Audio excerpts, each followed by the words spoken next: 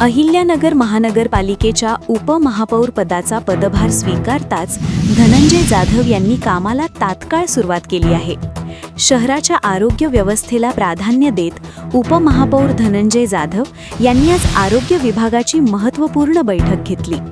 या बैठकीला महानगरपालिकेच्या आरोग्य विभागातील सर्व वैद्यकीय अधिकारी उपस्थित होते. शहरात नागरिकांना पुरवण्यात येणाऱ्या आरोग्य सुविधांचा आढावा जाधव यांनी घेतला. औषधांचा पुरवठा, रुग्णसंख्या तसेच आरोग्य केंद्रांमधील अडचणी आणि उपलब्ध सुविधा यावर सविस्तर चर्चा करण्यात आली. नगर शहरात सध्या 18 ते 20 आरोग्य केंद्रे कार्यरत असून बाळासाहेब ठाकरे आपला दवाखान्यासह मोठ्या आणि लहान केंद्रांची परिस्थिती जाणून घेण्यात आली.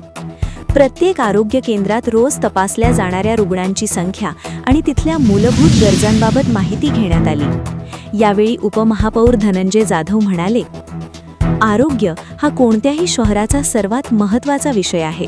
महानगरपालिका म्हणून कुठेही आरोग्य सुविधांमध्ये कमतरता राहू नये हाच आमचा दृष्टिकोन आहे. आजच्या बैठकीत मिळालेल्या माहितीनुसार आवश्यक त्या सूचना आरोग्य विभागाला देण्यात आल्या आहेत. शहरातील आरोग्य व्यवस्था अधिक सक्षम करण्यासाठी सातत्याने प्रयत्न केले जातील असा विश्वास उपमहापौरांनी व्यक्त केला आहे.